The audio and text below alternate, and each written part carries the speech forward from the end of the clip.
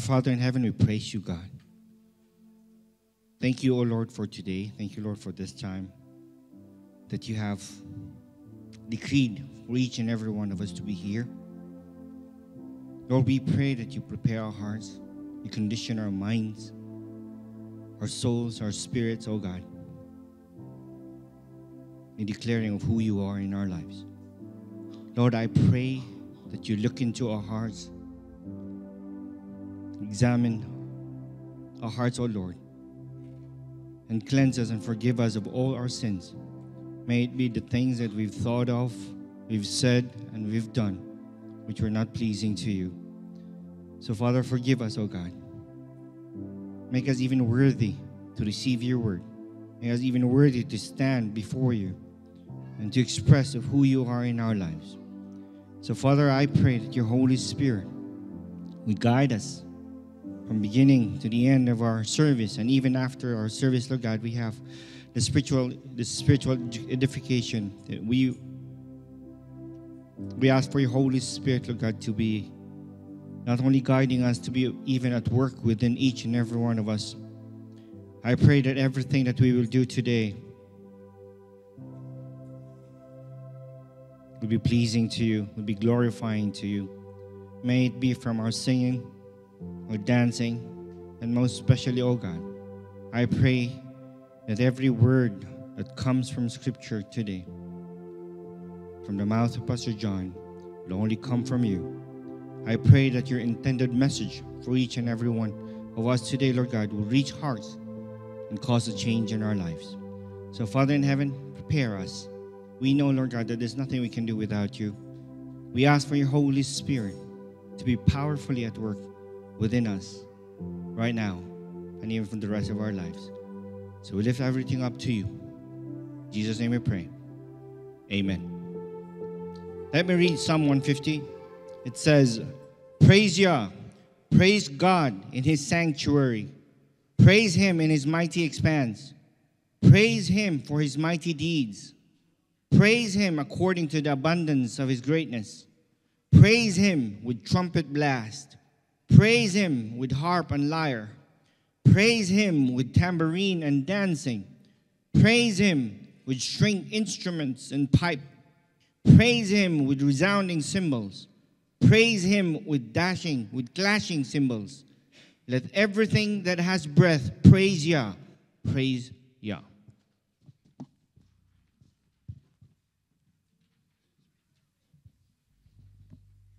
Good afternoon po sa ating lahat. So before we sing songs of praise, let me read to you Psalm 73, verse 26. It says, my flesh and my heart may fail, but God is the strength of my heart and my portion forever. Pakisabi nga sa katabi nyo, God is your strength. Amen. Praise God.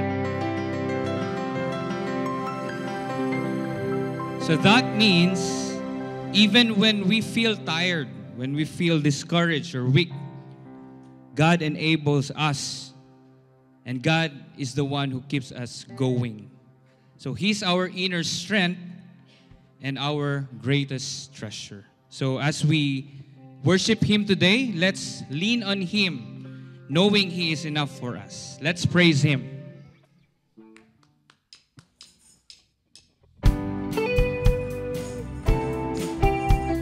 Indeed, He is our strength.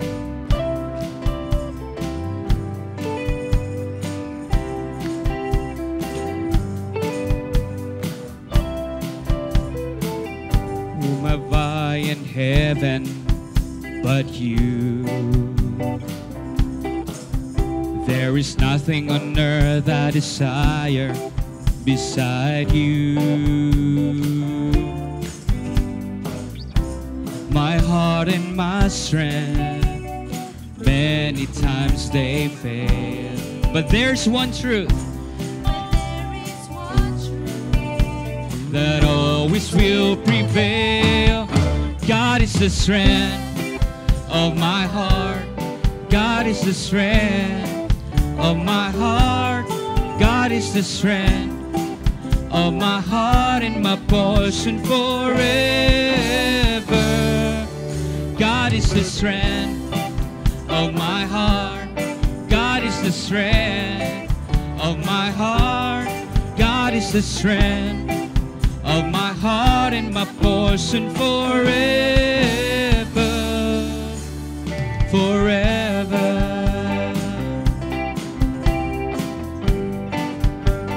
Let's sing it again. Whom have I in heaven but you? There is nothing on earth I desire beside you. My heart and my strength, many times they fail. But there is one truth, that always will prevail. God is the strength of my heart. God is the strength of my heart. God is the strength of my heart and my portion forever. God is the strength of my heart. God is the strength of my heart. God is the strength of my heart and my portion forever. God is the strength. God is the strength of my heart.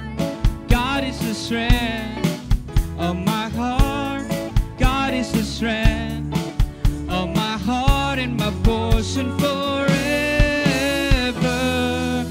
God is the strength of my heart. God is the strength of my heart. God is the strength of my heart and my portion forever. Forever. Forever. Forever. Yes, Lord, you are our strength. Hallelujah. Praise you, God.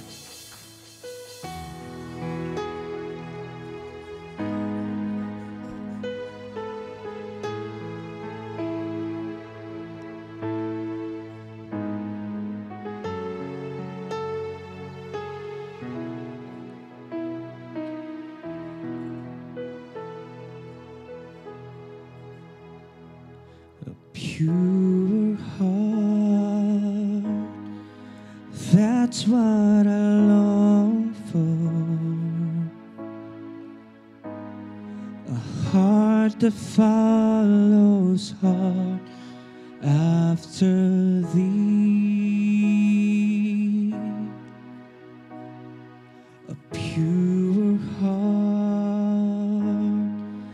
that's what I long for. A heart that follows hard after thee. A heart that hides your word so that sin will not come in. A heart that's undivided, but one you rule and reign.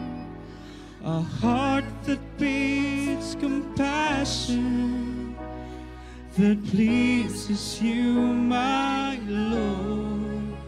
A sweet aroma of worship that rises to your throne.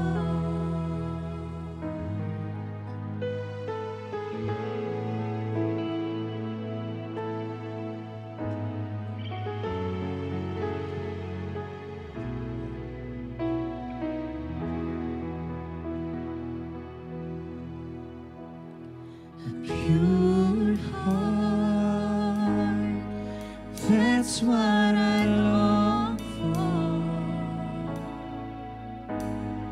A heart that follows hard after thee. A pure heart, that's what I long for.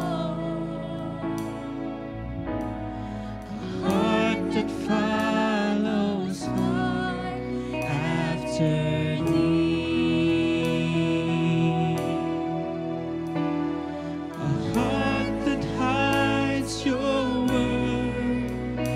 so that sin will not come in.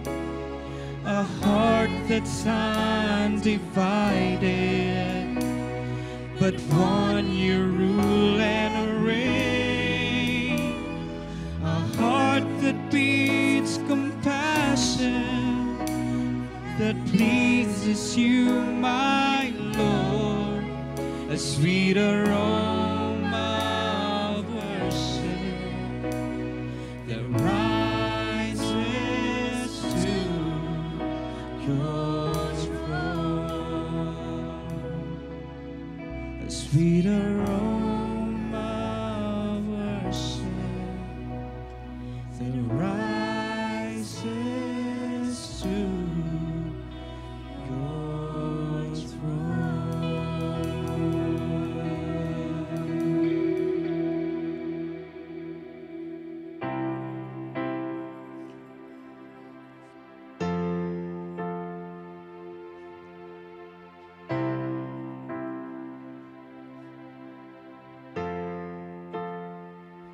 How great the chasm that lay between us, how high the mountains I could not climb. In desperation, I turned to heaven and spoke your name into the night. Then through the darkness, your loving kindness tore through the shadows of my soul. The work is finished, the end is written. Jesus Christ, my living hope.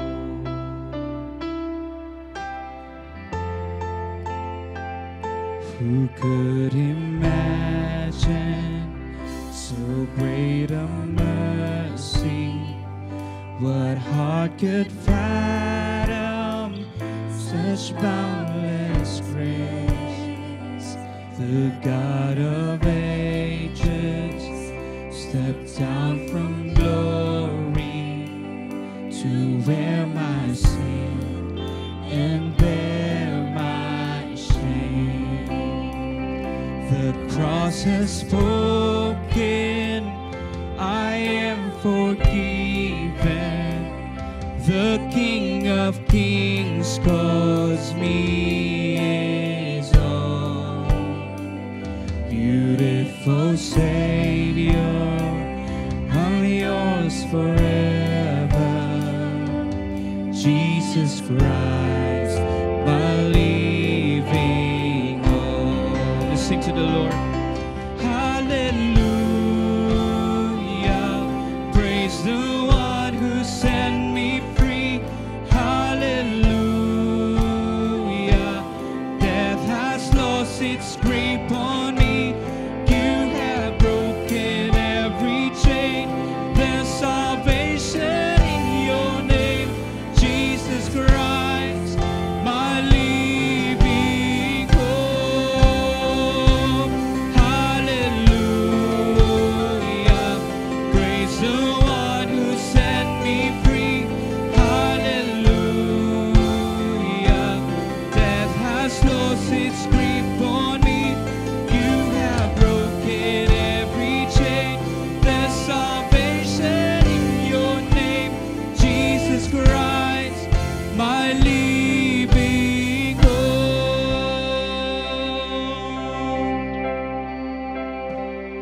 Then came the morning that sealed the promise. Your buried body began to breathe. Out of the silence, the roaring lion declared the grave has no claim on me. Then came the moment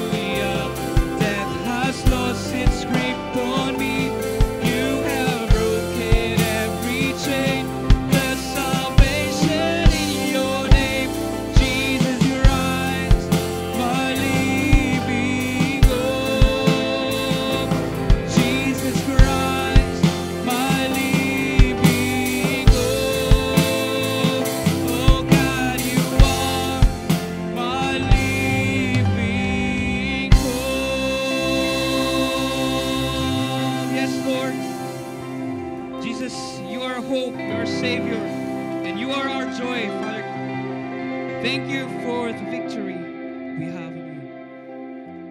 And as we move forward in our lives, help us to live in the power of your resurrection. In Jesus' mighty name, pray. Amen.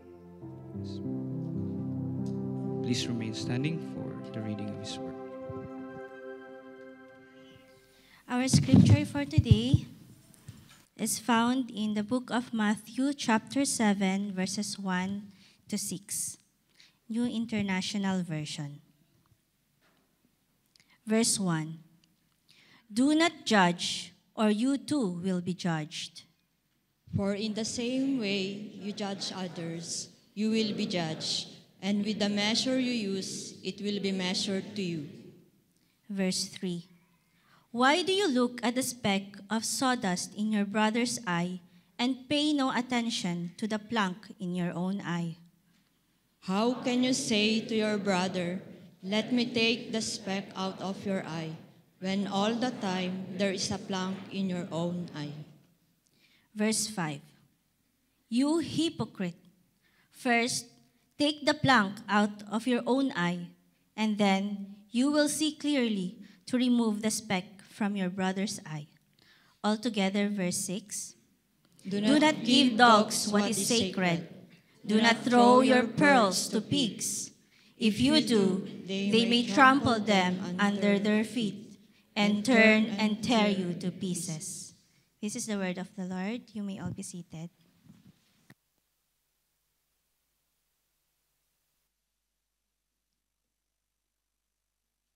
Okay po, isang magandang hapon po sa ating lahat at welcome po sa ating panambahan. Welcome po sa Acts Church. Kung meron po tayong mga bisita na nakasama po natin ngayon sa unang pagkakataon. At ipagpapatuloy po natin ang ating pag-aaral sa ating serie ngayong buwan, o sa ating pinag-aaralan na The Upside Down Kingdom, or yung tinatawag natin na Sermon on the Mount. At ngayong buwan ng June, so ang bilis ng panahon dahil halos kalahati na ng taon at matatapos na rin tayo sa ating series dahil natapos na natin yung buong chapter 6, chapter 5 and chapter 6, at ngayon ay nasa last chapter na tayo sa Sermon on the Mount, which is the chapter 7. Ayan, so kung titingnan natin yung Sermon on the Mount, kung i-recap natin from yung buong chapter 5, 6, and 7, makita natin yung sa chapter 5 verses 1 to 12, ito yung pinag-aaralan natin yung the Christian's character.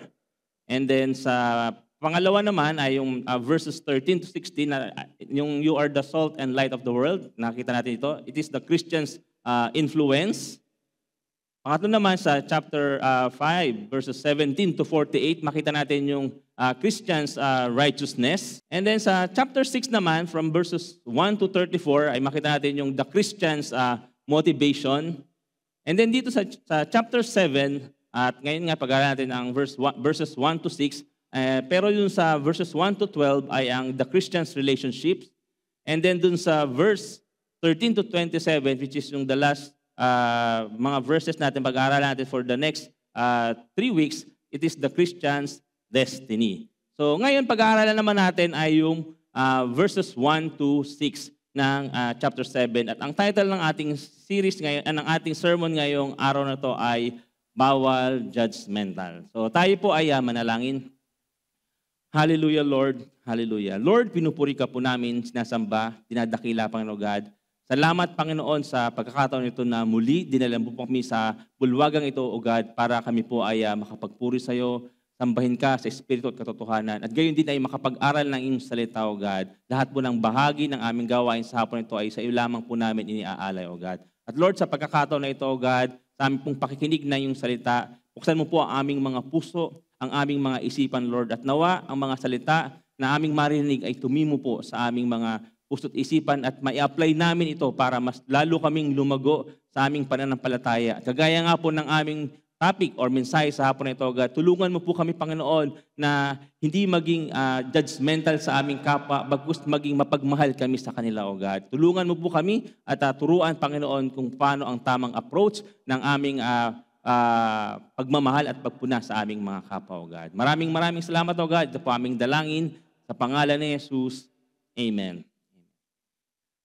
Sa isang noontime show sa Pilipinas, kung nakakapanood kayo, ay I don't know kung familiar kayo dito, ay merong isang segment na bawal judgmental. So sabi doon ay bawal judgmental. Pero sa kanilang game na ito ay baliktad, opposite. Kasi yung mga contestants ay meron naman silang i-judge or i-discern kung sino yung hinahanap nila na particular na tao dun sa kung anumang category na yun. So, meron ganon. At meron sinasabi na, ang tanong. Yan. Sabi mo sa tabi mo, ang tanong. Ayan. Bawal nga bang maging judgmental? Ayan. So, ayun ang tanong natin. Bawal nga ba na maging judgmental? Pero kung titinan kasi natin, merong mga iba't ibang bagay o iba't ibang lugar na kung saan nakakapag-judge tayo, no? Kasi maaari na hindi nyo alam na nagiging judge din pala tayo sa mga bagay na ginagawa natin. Example, sa ating pagdadrive, no? Kailangan natin na mag-judge kung halimbawa magre-red na, didiretso ka pa ba o hindi na. So isang way din yun, no? Simpleng pamamaraan lang yun ng kailangan natin ng paghatol o pag-judge ng ating mga decision. Kasi kung hindi, maaaring magkaroon tayo ng disgrasya. So may mga ganun po. So ano yung mga lugar or kung saan tayo ay maaaring nakakapag-judge? Una ay sa mga korte. So alam naman natin na sa korte ay importante yung tamang paghatol doon sa mga nasasaktan. So sabi sa 1 Peter 2:13-14, sabi ito ay, submit yourselves for the Lord's sake to every human institution, whether to a king as to the one in authority, or to governors as sent by him for the punishment of evildoers and the praise of those who do right. So, importante sa mga korte or sa mga courtroom na matama yung paghatol o pag-judge ng mismong hukom. And of course, titingnan niya yun doon sa sinasabi ng mga witnesses or ng mga nasasaktan, titingnan niya, i-weigh niya yun. So, importante na tama yung kanyang paghatol. Pangalawa, sa church, sa Matthew 18:17, sabi dito, ito yung kung paano natin i-deal yung sinning brother. Okay? Sabi dito, if they still refuse to listen, tell it to the church. And if they refuse to listen even to the church, treat them as you would a pagan or a tax collector. So importante din na ginagawa ng church na mainam na paghatol kung tama ba yung ginagawa ng kapatid, kung nagkakasala siya o hindi. At kung makikinig siya o hindi. Kaya meron ding times na sa church, importante yung tama paghatol para sa disciplinary action. And lastly, yung tayo bilang mga individual Christians.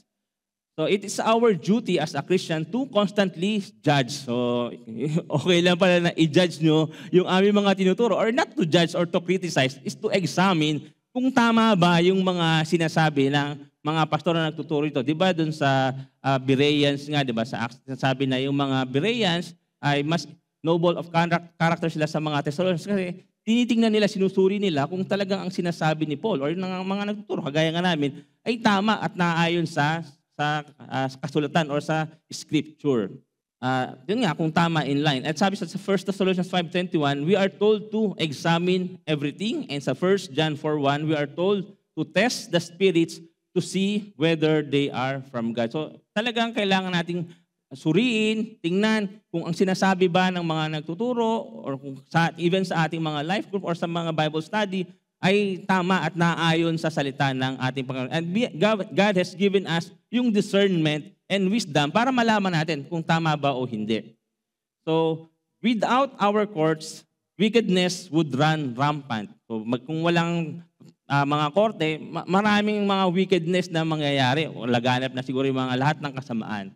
And without our churches, people would be kept in darkness. So, mananatili tayo dun sa kadiliman. And without discerning Christians, the church will go astray. So talagang kung wala yung mga discerning Christians, maaaring maliligaw na tayo ng ating landas. Hindi tama yung ating pagdidesisyon. Ngayon nga, kung titingnan natin yung Bible, before, sabi nga sa mga komentaryo na babasa ko, ang pinaka-famous na verse sa Bible ay John 3:16. Pero ngayon daw, Matthew 7:1a, do not judge. Kasi even mga unbelievers, alam ang verse na ito. At kino-quote nila ito. Di ba kapag yung merong nagpunas sa kanila, sabi mo, wag mo akong i-judge. At ganito nila binabasa ang Bible.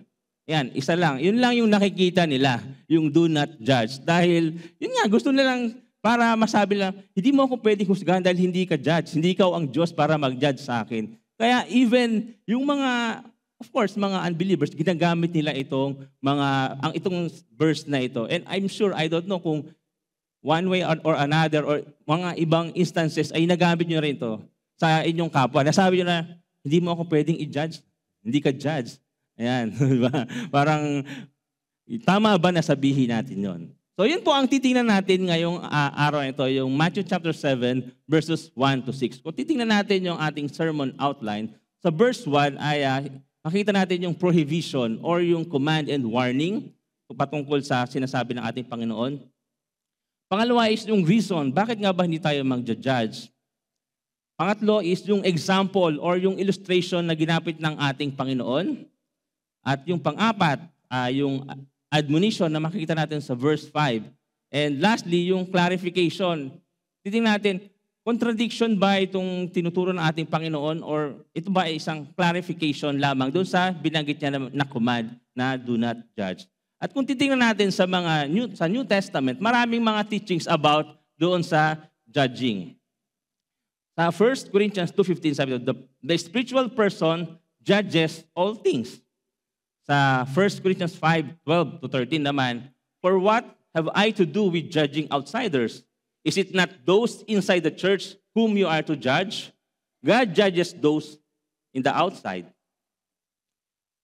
Galatians 1:8 sabi doon, but even if we or an angel from heaven should preach to you a gospel contrary to the one we preach to you, let him be accursed. So sa mga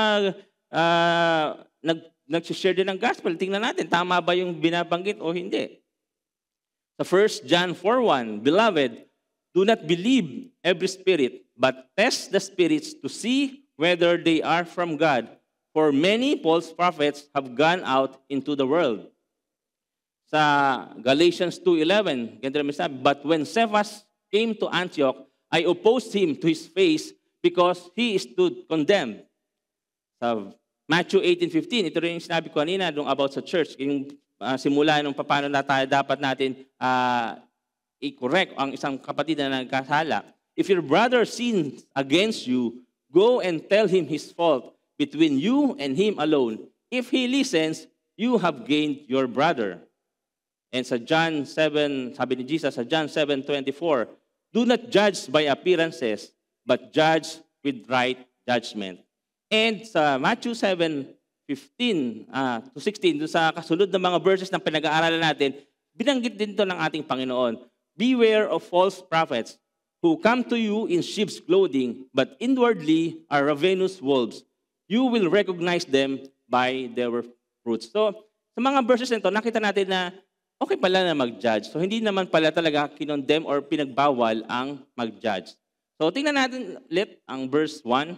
Do not judge or you too will be judged. So, sa the verse nito, 2 beses na nabanggit yung word na judge. At itong word na judge ay mula to sa Greek word na krino. At dito din yung word na criticize galing, yung sa Greek word na krino.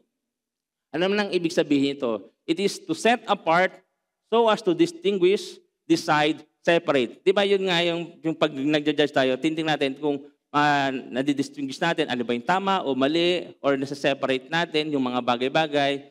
Kasi kung hindi tama yung ating judgment, magiging mali yung ating pagde-decide. So yun. It is to pronounce judgment or to expression of strong disapproval or harsh criticism. It is to act the part of a judge. Ayun din pala yun, to act as part of a judge. Sino na ba dito ang naging judge sa mga contest? Meron po ba yan? Marami tayo dyan, mga laging nating nakakukuha sa mga costume, di ba? Minsan kayo mahirap din mag-judge, no? Kasi minsan subjective naman, no? Yung iba, maganda sa kanya, sa iba naman, hindi. Depende rin, ano? Or to pass judgment on the words and deeds of another. Sa Vine, sabi naman, to separate, select, choose, to determine, to judge, pronounce judgment. So ito yung ibig sabihin ng word na judge. Ayan, from the Greek word na krino. So ano naman yung prohibition? So itong point number 1 natin is the prohibition. So pinagbabawal ba talaga ng ating Panginoon ang pag-judge? So the prohibition, though given in general terms, must of necessity be limited, and it is of great importance to have its limits clearly defined. So ano ba yung mga ipinoprohibit ng ating Panginoon? So tingnan natin. Sabi ito, He does not prohibit making moral judgment. So hindi naman pala ipinoprohibit ng ating Panginoon yung paggawa natin o yung pag-judge natin ng mga moral judgment. Siyempre, alam natin na mali na yung ginagawa ng ating Panginoon. Hindi ba natin siya susawayin or pababayaan lang natin siya? So may mga pagkakataon na pwede nating gawin yun kasi hindi naman yun ipinoprohibit ng ating Panginoon. This is discerning what is right or wrong according to God's word. Especially, yun nga, kung ang ginagawa niya ay mali, doon, at taliwas doon sa salita ng ating Panginoon. And yun nga, ang kagandahan, dahil binigyan tayo ng ating Panginoon ng wisdom and discernment para ma-recognize natin kung ano yung tama at mali.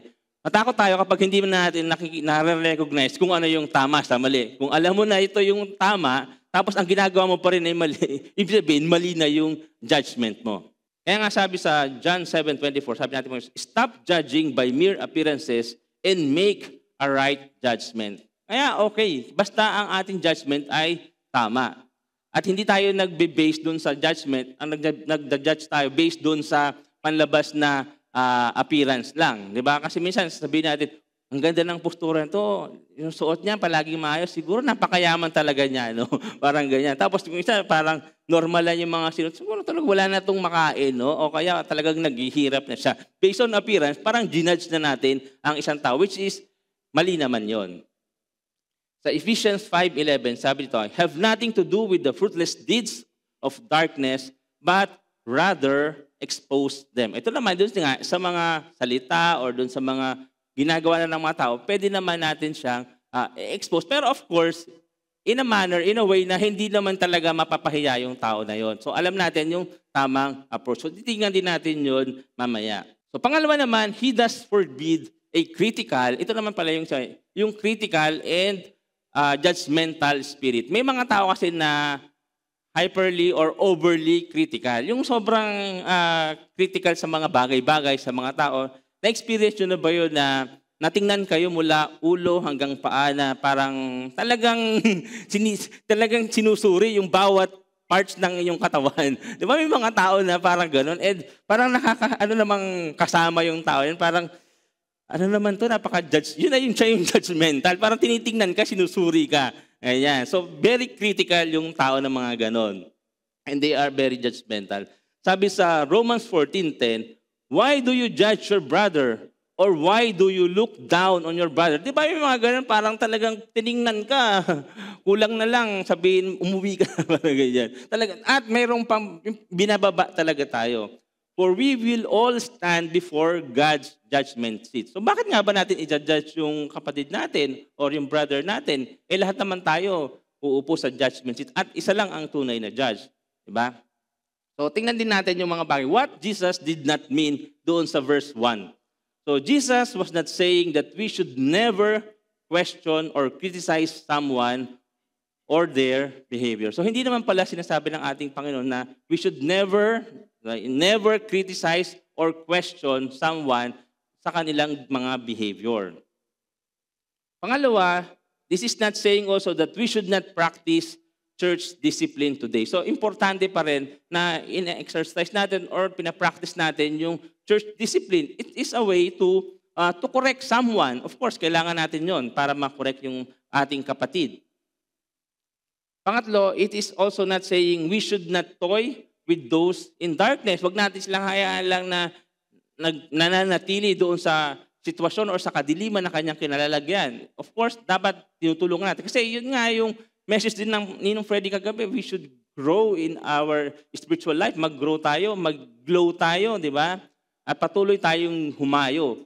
Ayan, so dapat hinahayaan natin tayo bilang mga magkakapatid sa Acts Church, nagtutulungan tayo para mas lalo tayo mag-grow, mas makilala ang ating Panginoong Jesus sa pamamagitan natin, at tayo magsilbing ilaw din sa sanlibutan ito, since ang ating Panginoon, He is the light of the world.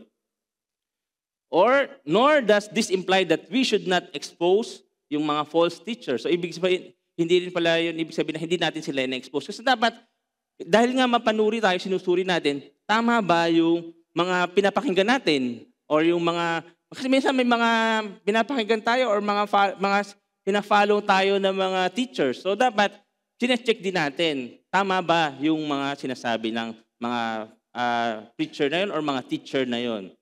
Para hindi tayo nadideceive. And lastly, he is not saying we cannot make judicial and civil judgment. Ito nga, kasi sa mga korte, maaring ang iba sa atin ay naka-experience na ng ganon. So what did Jesus mean? So yun yung hindi niya ibig sabihin. Ano naman ang ibig sabihin ng ating Panginoong Jesus? Jesus was addressing yung unjust judgment. Ito pala yung ina-address niya doon. Yung mga unjust, mga unfair, yung mga unfounded, and unmerciful. So ano yung mga examples ng mga unfounded or mga unmerciful judgment? Una, yung prejudice. So the very idea ng prejudice is to prejudge. Yung parang sisimula, i-judge mo na agad. And you have your own bias. Pag siya na yun, alam mo na, ay hindi, wala talagang gagawing mabuti. So pag nakita mo pala yun, meron ka nang may prejudice ka na agad sa kanya. So mali yun. Pangalawa, to assume the worst in others or in situation. So parang ina-assume mo na agad yung worst sa kanya or sa sitwasyon na yon na mangyayari doon. Mali yon. Next is with constant criticism. So ito nga, yung tao na hindi lang niya, talagang habit niya or hobby niya yung mag-criticize constantly. Talagang lahat ng nakita niya mayroon siyang puna. Parang pwede bang once and for all, wag mo naman punahin yung isang tao or pwede, wala ka bang nakitang maganda sa kanya? Parang lahat na lang puro mga puna o mga criticism yung nakikita natin. Dapat hindi ganon. We should be loving sa ating mga kapatid. Yun nga, isa pa nga, some are cynical and constantly are looking for what is wrong in others. Talagang constantly, no? Dapat hindi tayo ganon. Dapat tingnan din natin yung ganda or kung ano man yung pwedeng mai-contribute ng tao na hindi yung laging mali sa kanya. Dahil pagka ganon, naglilid kasi sa poor judgment natin eh. Maaari na hindi naman pala ganon at hindi mo rin alam kung ano yung sitwasyon ng tao na yon. Kaya ganon ang nangyayari. Yan, to pass judgment with ulterior motives. Meron tayong mga ulterior motives lang pala, kaya tayo nagbibigay ng judgment sa mga tao na yon. So, mali yun. Kasama yun sa mga unfounded and unmerciful judgment. Prideful. There are many who judge others to make themselves look good para tayo naman ang tama or maging maayos. Tapos, hindi natin titignan yung sarili natin. Kasi nga, may pride tayo. And then, believers should not judge according to wrong standards. Yan, mali naman. Especially kung ang standard na titingnan natin ay standard ng world. Of course, mali yung standard ng world yun eh. Dapat yung standard na kung ano yung sinasabi ng Bible. Doon yung ating judgment. And lastly, yung mga sinful judgment.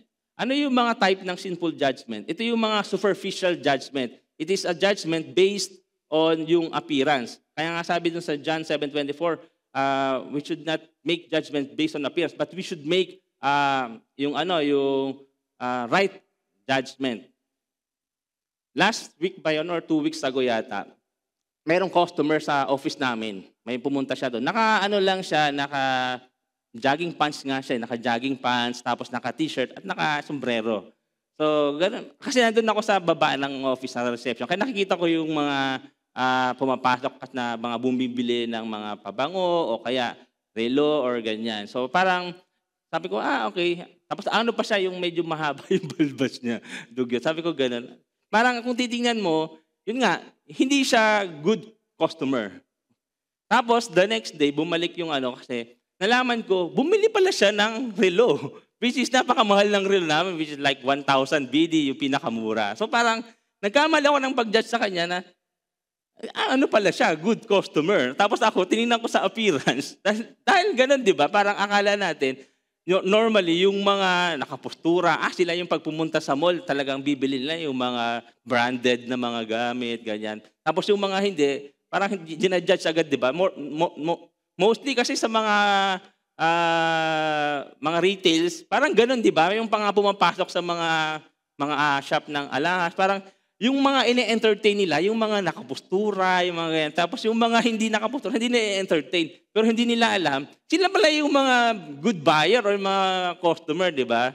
Tapos ang pera pala nila nasa bayong lang. Kaya, di ba? O kaya, ganyan. Di ba? So we should not make yung mga superficial judgment. And minsan talagang guilty tayo dun no? Or sinong hindi ba guilty sa gano'n na parang nag-judge tayo based on appearance. So, wag nating gawin yon.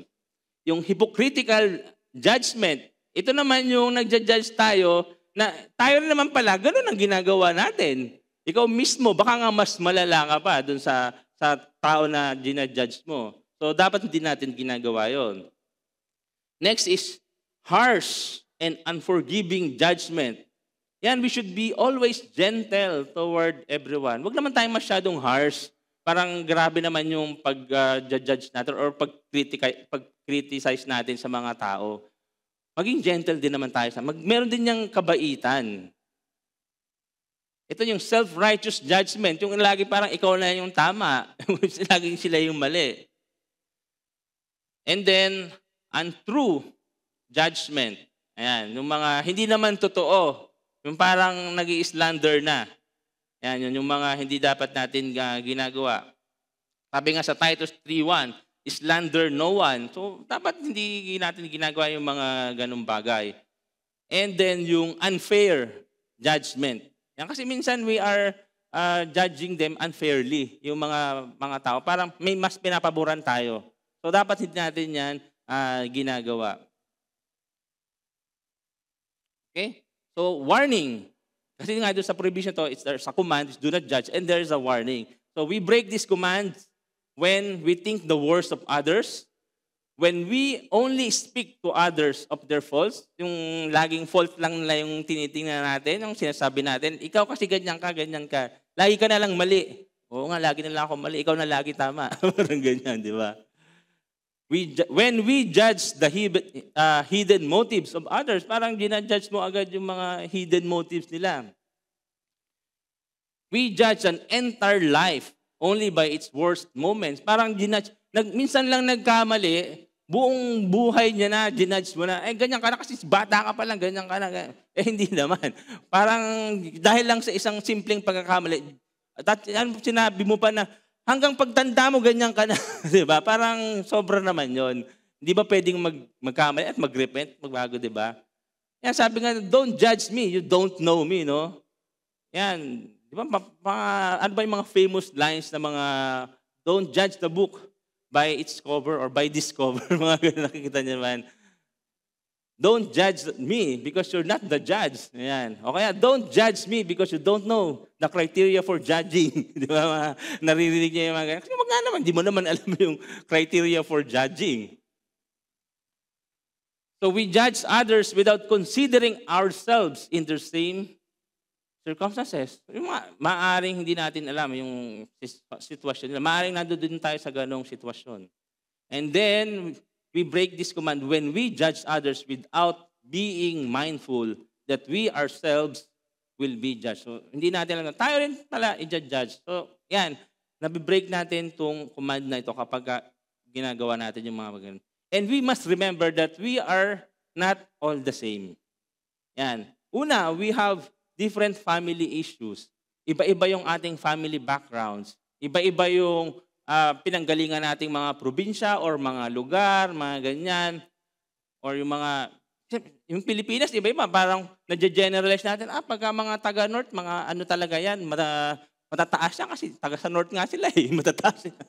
Pagka yung mga nasa, mga Visayas region, mga Midyang mga yan mga ganyan. Parang ganun yung mga natin, matigas yung pagsalita ng mga nagiging or yung parang mga ganun, nagiging judgmental tayo doon based doon sa pinanggalingan nila. Hindi natin alam kung ano talaga yung family background ng mga tao or yung mga financial status, talagang minsan, laki talaga naman sila sa hirap, lumaki na ganon. So, dapat hindi natin sila ginajudge. Kaya pala ganon yung kanilang mga sitwasyon or mga ginagawa. Kasi ganon yung nakasanayan nila sa family nila. So, hindi natin dapat sila ginajudge. Kasi iba-iba yung pamilya na pinanggalingan natin. Or there are also dietary issues among us. Siyempre, yung iba gusto nila nagda-diet. Iba rin yung mga, o kaya iba yung mga kinakain nila kasi gusto nila strict diet sila. O kaya ito yung ginagamit nila. Meron silang mga medical issues. Diba? So, mga ganyan. Hindi natin pwedeng ipilit pakainin sila ng dinuguan. Ayaw nga nila noon. O kaya yung mga pork, ayaw naman nila. O kaya wag mong pilit na puro gulay lang yung kainin natin. Ganyan. So, iba-iba. So, we cannot judge them. There are also schooling issues. Yung iba naman, iba-iba din yung school na pinanggalingan. So, dapat hindi natin yan i-judge. One time nga, meron akong, na-convict ako doon, na-rebuke ako kasi parang meron akong na-judge na isang kapatiran na bumisita dito sa Bahrain. Parang nalaman ko na galing siya doon sa isang school, doon sa barangay, sa bayan namin, na yung school na yon, isa private school siya, maganda yun siya. Pero parang ang reputation or yung alam talaga namin sa school namin, kasi yung school naman namin is public school. Kasi dalawa lang yung school na high school actually, isang private sa isang public. Parang nung nag-aaral ako, ang tendency, ang mindset namin, kasi may mga pag nagta-transfer sa school namin, mga matatalino from them, or yung mga hindi nakakapasa amin, doon lumilipat. Sabi, yung sa school na yon, ano yan bagsakan ng mga galing sa school namin. And then one time, meron ako nakakilala na kababayan nga natin, sa kababayan ko siya, na pinsan ng classmate ko nung high school. Nalaman ko na doon siya nag-graduate kasi hindi ko nga siya nakikita. Doon ka ba graduate doon sa bagsakan ng ano, parang na ano siya, siguro feeling ko na-offend siya. And then, ang ginawa ko nga, parang mali ako nang sinabi doon. So, kinausap ko siya, na-judge ko siya. And praise God, ayun, mali naman talaga kasi very successful naman siya. So, makikita mo na, hindi mo talaga pwedeng i-judge yung mga tao kahit sabihin natin, graduate siya sa pinakamagandang school sa Pilipinas, magagaling trabaho yan. Pero we cannot judge everyone then. And there are medical issues also, kagaya ng nabanggit ko kanina, yung sa schooling issues also. And there are musical issues among us. Sa church, there are different preferences. May mga gusto sa atin, solemn, or mga hymnal, or yung the way we worship, meron talagang all out, outgoing, meron iba, silent lang. We cannot judge them also. O kaya meron mga tao, they have preferences na mga artists, or mga hindi. Dapat hindi natin sila ginajudge. We should maging loving din tayo sa kanila on how we should approach them. Sabihin natin, ito kasi yung sa tingin ko, ito yung sa tingin. So, iba-iba kasi tayo. We are not all the same. Tandaan natin yan. So, kaya mahirap talaga mag-judge. So, yun yung una, yung prohibition. Next is the reason. So, dahil yun yung main point natin, kaya medyo parang ang haba naman ni Pastor sa point 1. Kasi yun talaga yung main point natin, yung do not judge. So, point number 1 yun. So, point number 2 is the reason. Sa verse 2, sabi dito ay, for in the same way you judge others, you will be judged, and with the measure you use, it will be measured to you. So, for in the same way you krino others, yung krino kanina, you will be krino. And with the measure you use, it will be measured to you. So, ano yung reason? Why shouldn't we judge others? Bakit nga ba hindi natin i-judge yung iba? Unang-una, we are not the judge. Hindi naman talaga tayo ang judge. Sa Romans 14:4, who are you to judge someone else's servant? To his own master he stands or falls. So, totoo naman. Bakit tayo mag-judge sa kanya? Meron yung sariling master or amo. So, wala tayong karapatan na i-judge yung mga tao na yon. And we know, isa lang ang judge, ang ating Panginoon. Sa James 4:11-12, ito sinasabi, brothers and sisters, do not slander one another. Anyone who speaks against a brother or sister or judges them speaks against the law and judges it. When you judge the law, you are not keeping it, but sitting in judgment on it. So verse 12, there is only one lawgiver and judge, the one who is able to save and destroy.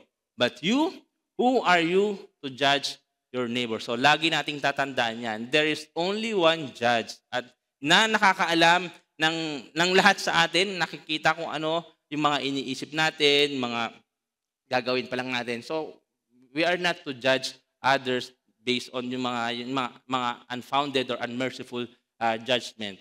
Dahil tayo rin maaaring i-judge. Kasi sa next point, God will judge you the same way you judge others. Diba? Yun ang sabi ka na, for in the measure you use, it will be measured to you also. Ganyan mga binanggit sa Sermon on the Mount, sa chapter 5, verse 7, Blessed are the merciful, for they will be shown mercy. Sa 6:12, Forgive us our debts, but as we also have forgiven our debtors. Diba? Ganyan ang way ng ating Panginoon. At kung titingnan natin, parang itong verse 2, ano ba ito? Ito yung golden rule na kung titingnan natin, no? At sa Romans 2:1, sabi ito, You therefore have no excuse, you who pass judgment on someone else. For at whatever point you judge the other, you are condemning yourself, because you who pass judgment do the same thing. So, yun yung reason bakit hindi natin i-judge yung ating kapwa. Kasi the same way na ginudge natin sila, ganun din tayo i-judge. Kaya, maging maingat tayo sa ating paghusga, paghatol, at pag-judge sa or pag-criticize sa mga tao. So, yun yung point number 2. At number 3 naman is yung example. Ano yung example na ginamit dito? Ayan. Tingnan mo nga yung katabi mo. Tingnan mo siya sa mata. May nakita ka bang puwing? Or may muta? Nagtingin, yung iba, parang may puwing yata. No? Yan. Mga ganyan. No? Ikaw, nakita mo ba yung malaking troso sa yung mata? Ganyan, di ba? Parang, grabe, no? Yung Bible is full of humor, no? Mga example. Ito yung isang example ng, may humor din naman ang Bible, no? Ay, yung si Jesus Christ, no? Parang, siguro pag narinig ito ng mga tao na, yun sabi, paano nagkaroon ng lag, or troso, or yung ibang translation nga, beam pa nga, biga. Parang alam mo yung masyadong malaki, di ba? Yun yung nakikita natin. Sabi nung ano ba, dude, I think I got something in my eye. Kaya, wag kang mag-alala, akong bahala sa'yo. Yung palang nasa mata niya, mas malala pa doon sa, sa kanyang kapwa. Sa verses 3-4, sabi ito, Why do you look at the speck of sawdust in your brother's eye, and pay no attention to the plank in your own eye? How can you say to your brother, Let me take the speck of your eye, when all the time there is a plank in your eye? Ayan. So, yung sawdust, nakakita na ba kayo yung puwing? Di ba? Ang hirap, no? Parang nandito sa bulsa ko. Nakita? Wala, no? Mahirap talagang makita yung puwing. Yan. Pero yung na alam natin sa sarili natin, meron ba talagang something na hindi maayos or maganda? Tayo yung nakakaalam din nun kung kilala natin yung ating sarili. Pero minsan yung iba, matindi na, mas maalam pa sila sa'yo. Parang ang tinitingnan niya, yung mga dumi or mali sa'yo. Pero yung sa sarili niya, hindi naman niya nakikita. So, sabi dito, perhaps the plank or lag represents the spirit of criticism, which is ever so much more serious than whatever the person is being criticized for. Criticism is such a devilish thing, for it destroys the whole personality. Yun tala yung criticism, no? Nakakasira pala ito ng whole personality. Kagaya nga nabanggit ko sa inyo kanina, yung criticism, galing din sa Greek word na krino.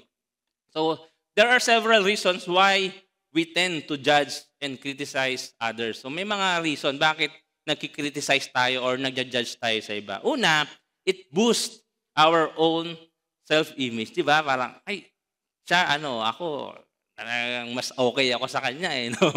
Kaya nakikriticize natin sila. Because sometimes it is also enjoyed. Parang ang sarap mag-criticize. No? Pagpunta ka dun sa people watching, parang yan, hindi maganda yung suot niya. Ito maganda yung suot niya. Parang ganyan. O kaya yung mga sa kapatiran sa church. Parang minsan na-enjoy, no? Para wag naman natin i-enjoy mag-criticize. Ayan, tingnan naman natin yung kagandahan ng kapatiran natin.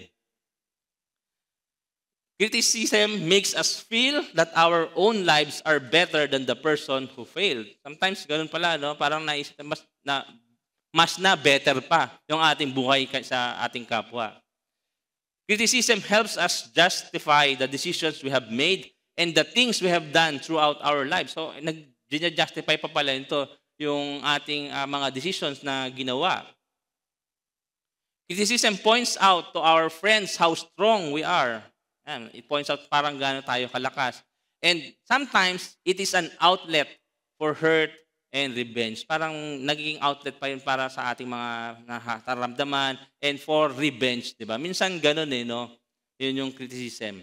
So we have no right to judge and criticize the lives of those around us. So wala tayong karapatan na i-criticize or i-judge yung mga tao na nasa paligid natin because, sabi to, we don't know all the facts. So hindi natin kasi alam yung lahat ng mga nangyayari o yung katotohanan. Meron dito isang story, sabi dito, merong isang warehouse or yung owner ng isang manufacturing plant, isang planta na nag-surprise visit siya dun sa kanyang sa kanyang planta. Na nag-surprise visit siya. Tapos habang naglalakad siya dun sa warehouse, mayroon siyang nakitang isang lalaki na nakaupo dun sa isang upuan lazily na parang nagkukuya-kuya lang ganyan. Parang tapos lang siya. Parang hindi siya nagtatrabaho dun sa planta ngayon, no? Parang nakaupo lang siya dun. Di gano'n. Parang nakita, bakit ang tamad-tamad ng lalaki na ito, no? So, nilapitan niya yun. Sabi niya, magkano sweldo mo sa isang linggo? Sabi niya dun sa lalaki na yun. Sabi niya, $300. Ano ba, $300? Kumuha siya ng $300 dun sa pitaka niya. Ito yung $300, wag ka nang bumalik next week. Lumalis ka na, ganyan. Tapos, nung nakita niya yung manager, sabi niya, yung lalaki na yun na pinalis ko, gano'n nakatagal yun na tatamad-tamad? Sabi niya, boss, delivery boy yun hindi naman worker dito. Di ba? So, gumasto siya dahil hindi niya alam yung totoong story na, yung pala, hindi naman nila worker. Di ba? So, wag tayong mag-criticize agad hindi natin alam yung buong katotohanan. Di ba? So, nagastos ang tuloy siya at na-judge pa niya yung tao na tamad-tamad, delivery boy pala yun, nagtatrabaho naman pala siya. So, mahirap talaga na mag-judge ng hindi natin alam kung ano yung buong katotohanan, kung ano yung istorya, ganyan. Don't criticize because we all fail God and sin. Lahat tayo nag-fail din tayo nagkakasala. Sino bang hindi nagkasala dito? 1 John 1:8, pag sinabi mong hindi ka nagkasala, nagsisinungaling ka. Diba? So lahat tayo nagkakasala and lahat tayo nag-fail sa ating Panginoon. Don't criticize because you don't know the content of the other person's heart dahil hindi mo alam yung kung ano yung nasa puso niya, ano yung mga nasa isipan niya. Kaya dapat hindi talaga tayo nag-criticize. Overly critical. Don't criticize because when you do, you are attempting to assume the authority of God kasi ikaw na yung nagpe-play ng role na God kapag gano'n.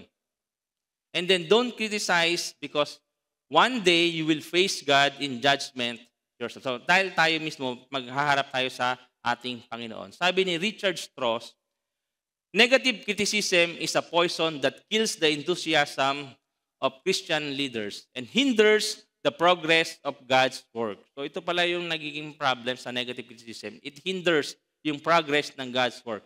It is a contagious disease that is spread among God's people and can turn a loving community of believers into a battleground. Instead na maging loving community tayo, nagiging battleground yung criticism. Lahat tayo parang may puna-puna. Parang gusto natin tayo yung na magaling kaysa sa iba.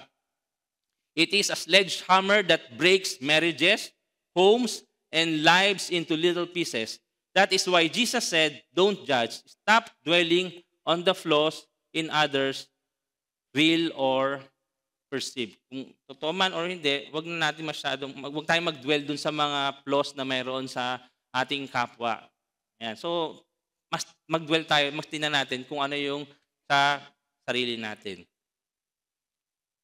Don't judge too quickly. Isa pang example na nakita. One day, may isang bata na pumunta dun sa barbershop. Ayan, sabi nung barbero, nakita niya yung bata kasi lagi pumupunta yun. Sabi niya, wala akong nakilalang tao or bata na kasing dull or kasing mangmang or kasing bobo. Sabi natin bobo. Kasing bobo ng bata na ito. Sabi niya dun sa mga customer, Sabi niya, parang bakit kaya, no? Sabi niya, tingnan nyo, bibigyan ko siya ng isang $20 or $200 or kung ano man yung $200 at saka $1,000. Ang pipilian niyan lagi yung yung 200. Tingnan natin, i-test natin yung bata, no. So ganoon nga yung ginawa niya. So pinapili niya isang $200, pero siguro maliit na lang to, na value dun sa kanila. 200 pesos kunwari, 200 pesos at saka 1,000 pesos. So, nung pinapili nga niya yung bata, yung pinili nga niya, yung 200. Sabi nung, sino bang hindi nasa tamang pag-iisip, ang pipiliin mo yung 200. Sige, pag pipili ko kayo, 200 pesos, saka 1,000 pesos, anong pipiliin nyo? Sinong pipili ng 200? Ng 1,000? Wala din. Ha? Wala kayong pinili, no? So, pero yung bata, pinili niya 200. Ayan, so sabi niya, hindi siya smart, no? Mas pinili niya yung 200 kaysa sa 1,000. Tapos sabi naman after nung magpagupit yung nung umalis na yung bata, sinundan siya nung isang customer. Sabi niya, bakit mo pinili yung yung 200? Maganyan. Bakit kaysa dun sa 1,000? Di ba mas malaki yung 2,000? Sabi niya, ganito. Kasi kapag pinili ko yung 1,000 pesos na note na yon, tapos na yung palabas, hindi niya na ako bibigyan ng hindi niya na ako papipili, hindi na ako kikita. Di ba? Kaya balik siya ng balik. So mas malaki pa pala yung nakuha niya. So akala nung barbero, mas smart pa pala yung bata na yon. Di ba? Baka hindi lang duman, baka nakarami na siya sa 1,000. Kasi nga naman pag 1,000, alam niya na, di ba? So, never underestimate anyone just because of how small or simple they appear. Wisdom sometimes hides behind silence, and strategy can wear the face of foolishness. So, lesson, don't judge, observe, and learn. Diba? So, 200, 1,000. 200. Diba? Okay, fourth point, admonition. Verse 5. Sabi to, you hypocrite, first take the plank out of your own eye, and then you will see clearly to remove the speck from your brother's eye. So, sabi ng Panginoon, kapag tayo ay nag-engage sa ganoong behavior, ganun tayong mag-isip, titingnan natin yung maliit na dumi ng ating kapatid, pero tayo ay meron palang troso or beam sa ating mata, tayo mga hypocrites. Tayo din yun. Yan. So, tayo pwedeng matawag na hypocrites kapag ganun. So, ano ang dapat natin gawin? So, yung admonition ng ating Panginoon ay, sabi dito, you can help others with their sins until you first address your own. So, of course, ikaw muna. Tingnan mo muna yung sarili mo. Perfect ka na ba? Tanong mo sa sarili, perfect na ba ako? Kung perfect ka na, sige, pwede mo nang i-judge yung tao na yun or pwede mo nang i-criticize yung tao na yun sa kanyang mali. Pero kung hindi pa, huwag naman. Ayan. So, i-address mo muna yung sarili mong kamalian or yung iyong sin or yung mga shortcomings mo. And sa B, sabi niya, God calls us to help others rather than judge them. So, ang gusto ng ating Panginoon, tulungan natin sila. Yan, na ma-correct sila rather than just to judge them. So, how should we judge? Una, we should judge with righteous judgment. Sabi yung kaninang binabanggit palagi sa John 7:24. Pangalawa, with a desire to be right with God. Nga parang maging tama rin tayo sa harapan ng ating Panginoong Hesus. Yan, mag-investigate muna. Itingnan muna natin lahat ng facts. Tama ba o mali? Bago natin i-criticize or i-judge. Kasi mamaya, nauna tayo nag-judge tapos mali naman pala tayo. So, dapat mag-investigate. At wag naman yung talagang nag-investigate ka pa. talagang sinerge mo pala. Nag-hire ka pa ng private investigator. Wag naman gano'n. With respect for the liberties of others. So, i-respect din na natin yung kanilang liberty. And with love. Of course, we should judge them with love. No? Tingnan natin ng may pagmamahal. And with mercy. Fairly. So, kanina, unfair kasi yung pag-judge. So, dapat fairly yung ating pag-judge sa kanila. And giving them the benefit of the doubt.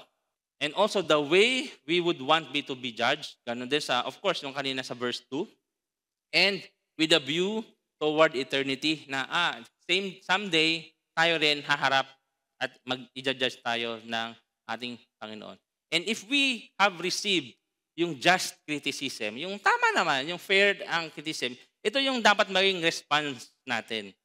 We should repent quickly. Sabi nga sa Psalm 38:18, "For I will declare mine iniquity, I will be sorry for my sin." So dapat nagre-repent tayo. Kung tama naman at mag-repent tayo. So i-admit natin yung ating kamalian. Rejoice in God's forgiveness and cleansing. So dapat nagre-rejoice tayo na na-correct tayo, napatawa tayo, at nalinis tayo dun sa ating kamalian. And then let us take steps.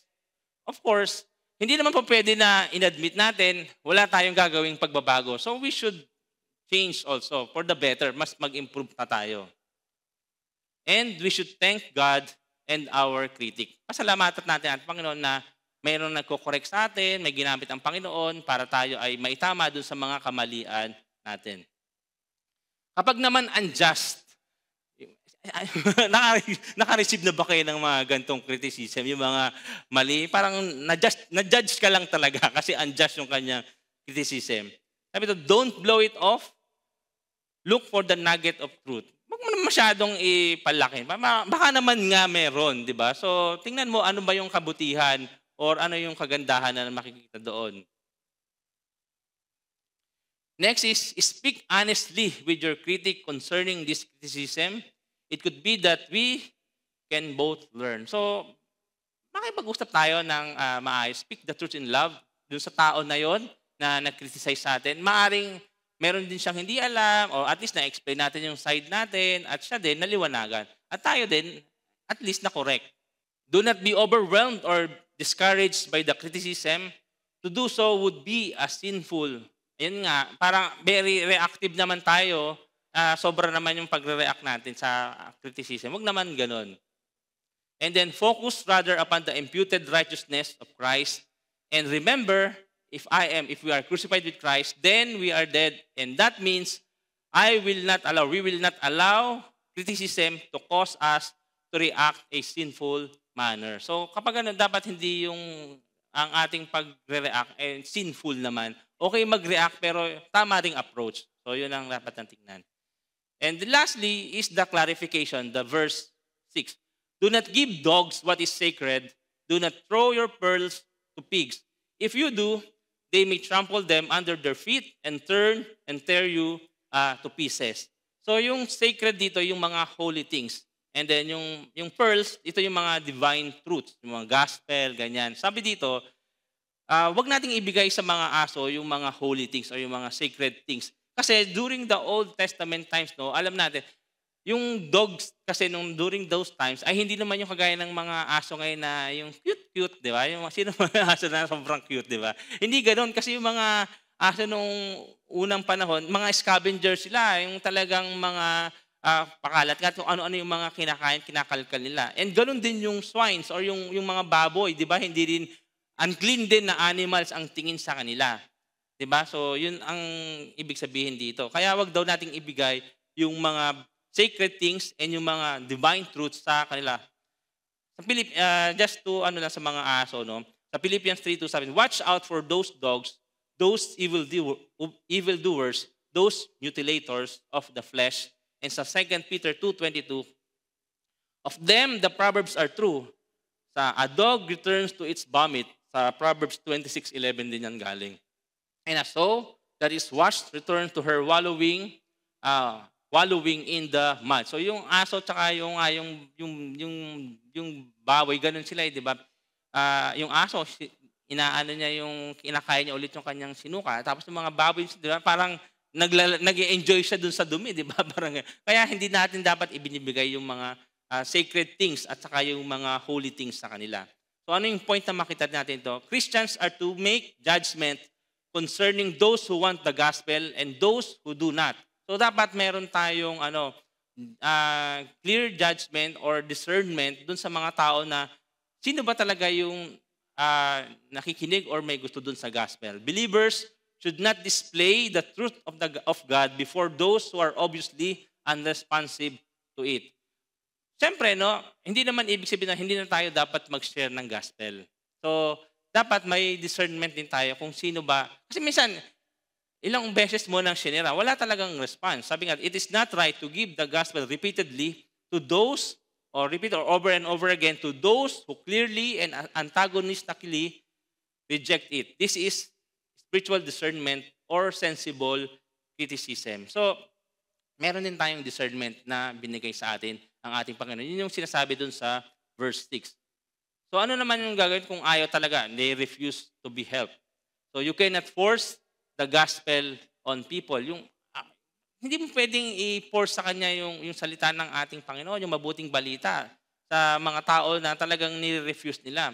Kaya dapat mainam din yung ating yung ating wisdom or yung discernment na tinatawag para hindi para masayang, no? Kasi wala namang nasasayang sa salita ng ating okay, nataniman na natin siya, no?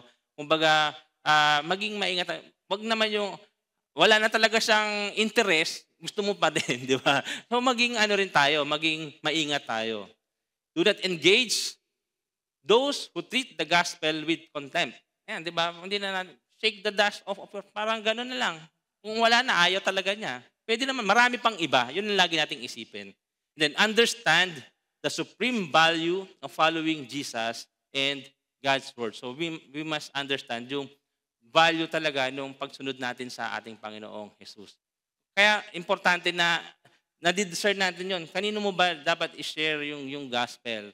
Yan, kanino mo ba though we are to share to everyone na hindi pa nakakakilala sa ating Panginoon. So maging discerning tayo, alamin natin, suriin natin din yung mga tao. And pwede naman nating sa iba din ibigay yung time and effort kaysa paulit-ulit tayo, pero parang hindi naman siya nakikinig. So to recap, yung prohibition, do not judge, nakita niyo sa verse 1, yun yung warning.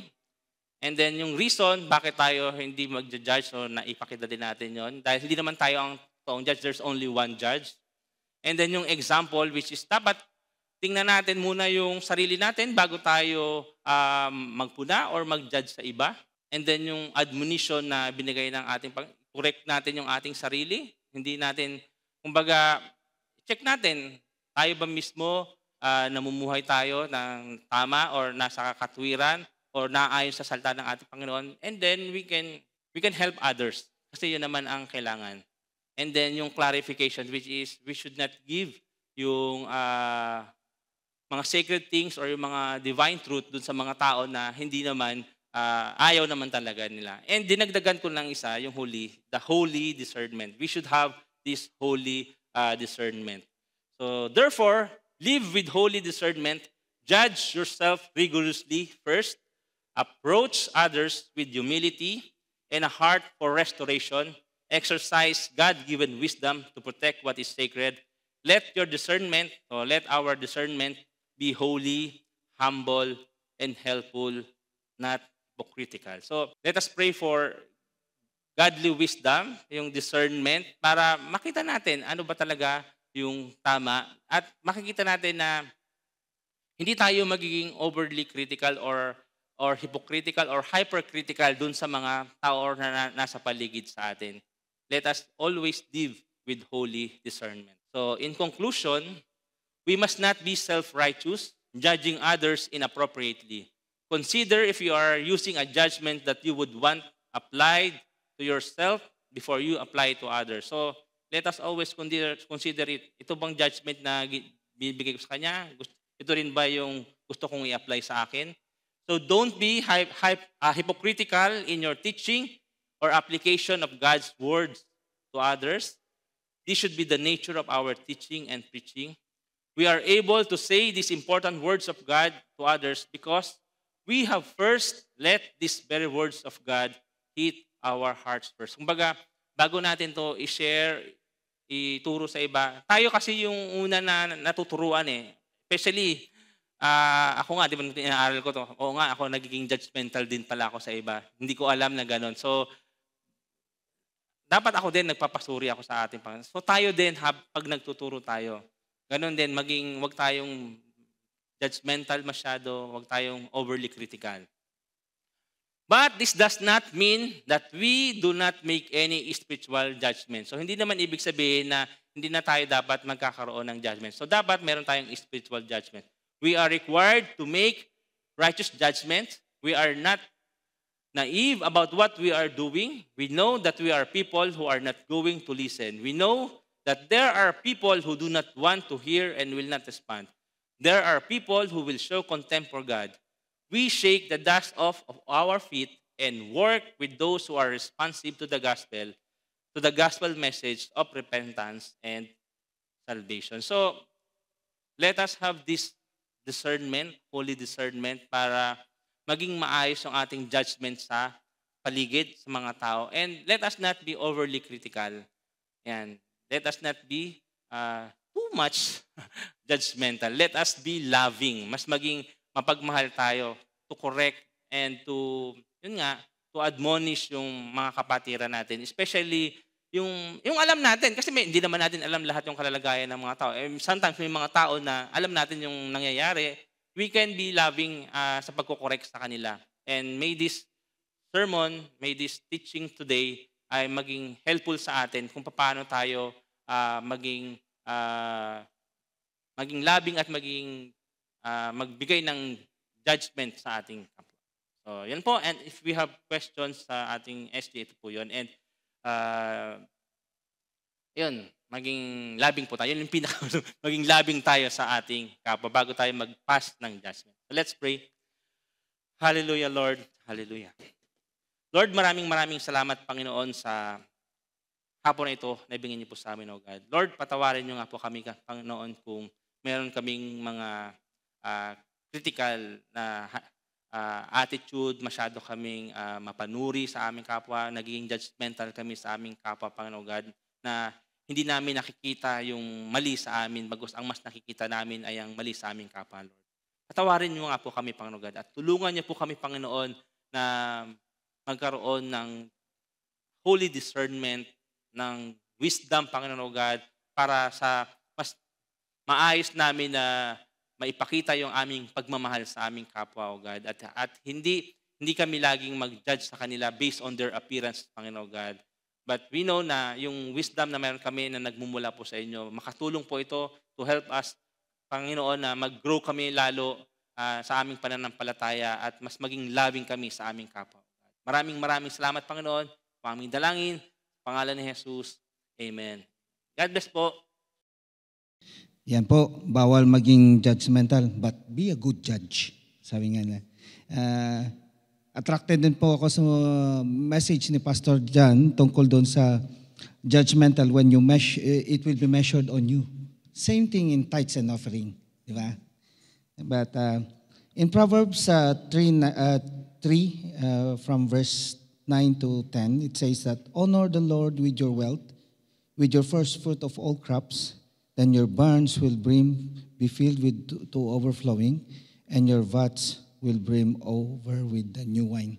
So the condition, ushers please. Announcement po.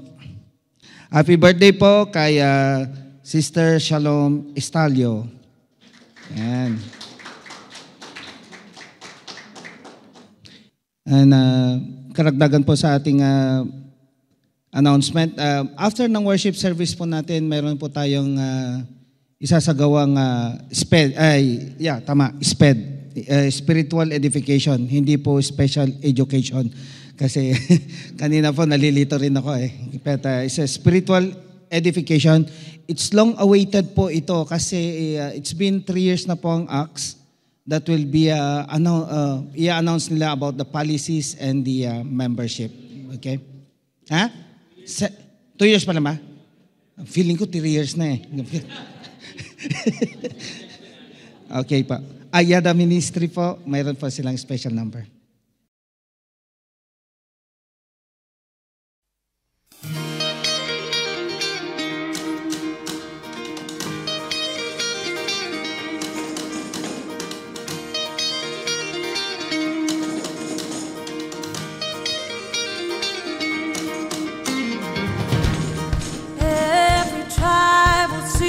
Your glory.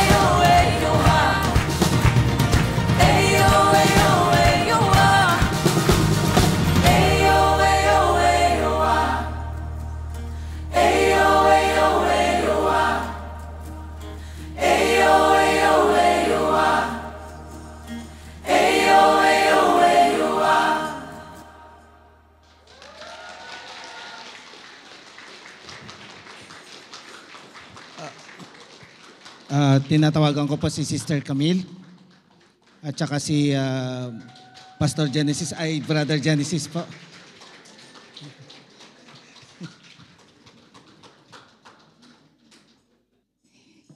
Ayan, hihingal pa po.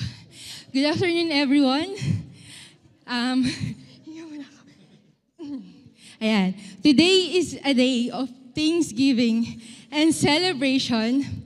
We are gathered not only to mark the completion of tambourine training, but to give glory to God for what He has done through the lives of these devoted individuals.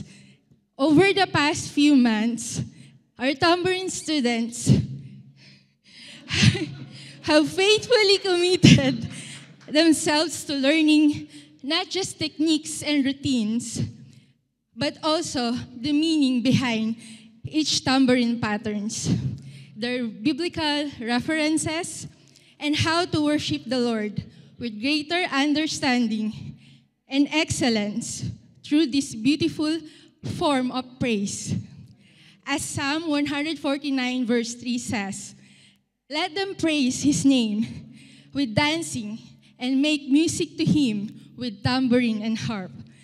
That is exactly what this training has been about. Equipping hearts, minds, bodies, and hands to praise the Lord in spirit and truth. Each of our students has successfully completed the tambourine training beginner level. And today, we are honored to present them with a certificate of completion in recognition of their dedication and obedience in using their gifts for the glory of God. These certificates are not just pieces of paper. They are symbols of spiritual growth, commitment to Yada dance ministry, and a readiness to go deeper in serving God through worship and dance. We present the certificate of completion to the name of each student who has successfully completed to Yada or the tambourine training beginner level, given this day, June 6th, 2025, at Anchored in Christ the Savior, Acts Church, Rivers, Kingdom of Bahrain. As I call each name from the adults, I invite you to come forward and receive your certificate. Cheryl May E. Cortez,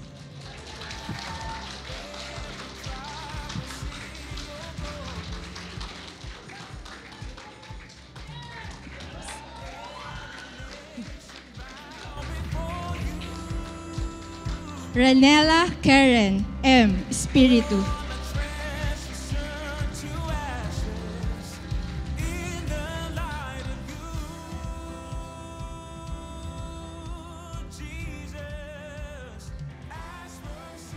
Denise Jane M. Nanip,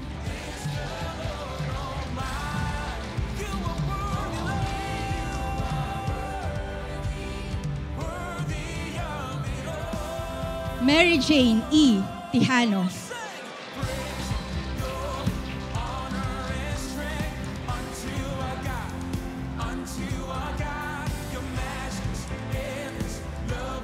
Key B. Tronco,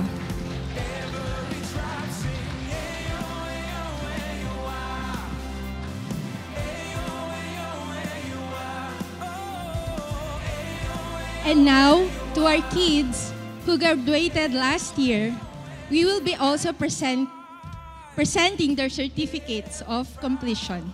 As I call each name, please come forward to receive your certificate. Ira Louise B. Bermas,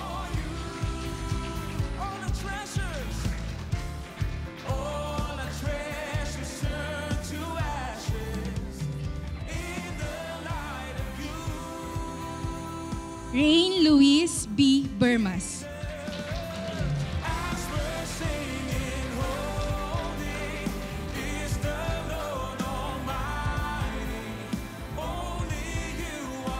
Sarah Blessings.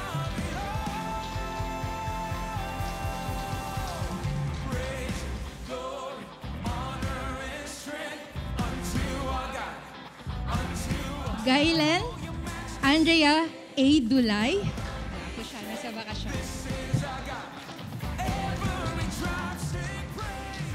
Phoebe Harris C. Mabalot.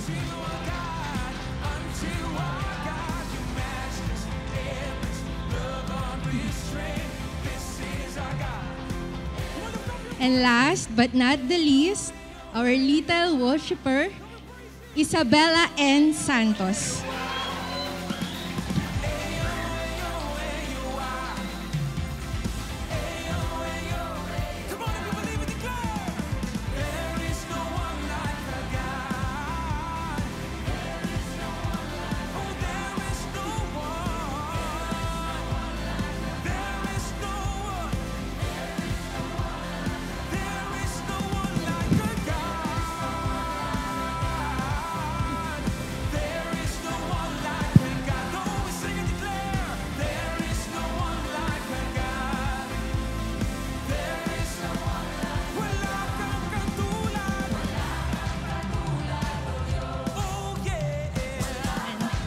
So, may all of you continue to worship boldly, move gracefully, and glorify God in all that you do. Congratulations, my fellow Yada ministers. And to you, this is just the beginning. As you move forward, continue to seek God's heart. And remember that every beat of your tambourine can be a weapon of praise and sound of victory in the Spirit. Keep growing, keep dancing, and keep ministering to the Lord with a pure heart and joy. To God be all the glory. God bless po sa bawat isa. Doxology po, let all stand.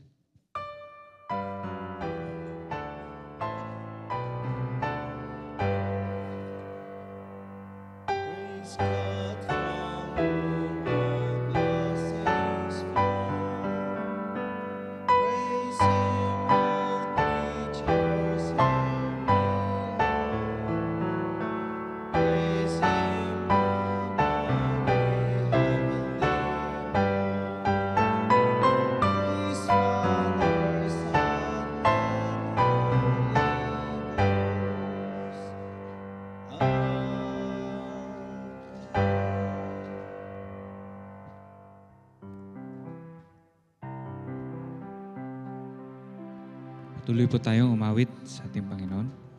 Let this song be our prayer that God would cleanse every heart and make us more like Him. Let's sing.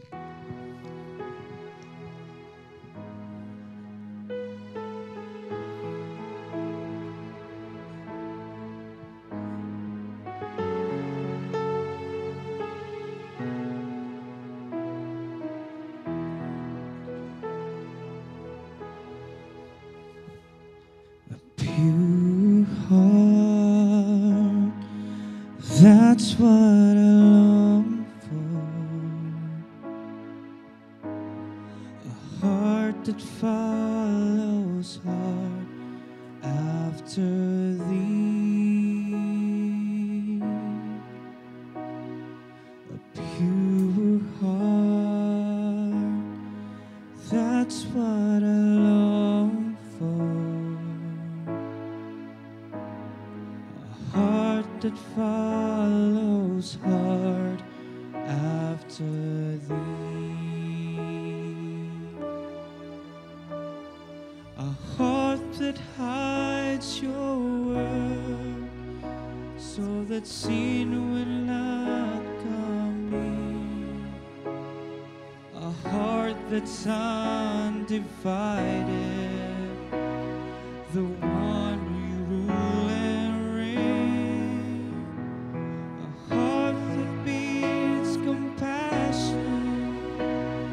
that pleases you, my Lord, a sweet aroma of worship that rises you.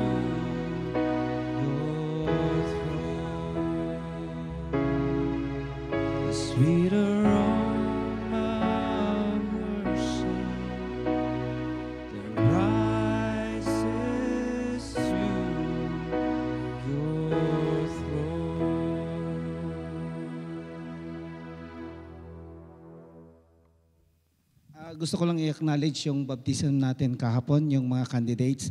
I was moved and all of us are moved for them also. Thank you very much for attending and witnessing also and proclamation of that you are really a Christian. Yan pa. Manalangin po tayo.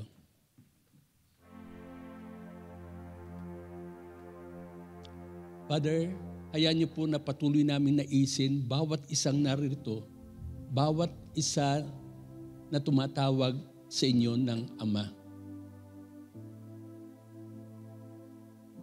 We long for a pure heart. Yes, we acknowledge that while we are still living here on earth, ay meron rin pamamaraan to have a pure heart. From your vantage point o Panginoon Diyos, yung katwiran ni Kristo na sumaamin pagkatapos namin tanggapin siya bilang Panginoon at tagapagligtas namin, as you have drawn us to you through Him. Pinagpapasalamat po namin yung positional righteousness po namin in Christ na inyong anak. At kalimsabay ng Panginoon Diyos sa pamagitan ng paggalaw ng Banal Espiritu sa aming buhay, as we submit to the kingship of our Lord Jesus Christ. Salamat po sa pagbibigay niyo po sa amin ng kapangyarihan to be able to live out a life that is glorifying to you. Let the practical righteousness as a result ng aming pakikipag-relate sa inyo bilang Ama namin, patuloy namin pagsunod sa sa aming Panginoon Jesus, sa kanyang katwiran, at sa patuloy namin pagpapasailalim sa kapangyarihan ng Banal Espiritu. Indeed, we can have a pure heart. A heart that follows hard after you. A heart na nagtatago at pinamumuhay ang inyong mga salita sa praktikal na kapamaraanan. Lord, let our Christ-likeness mag-increase to your glory and for your glory. Father, we thank you likewise doon sa mga tipon na mga pananalapi.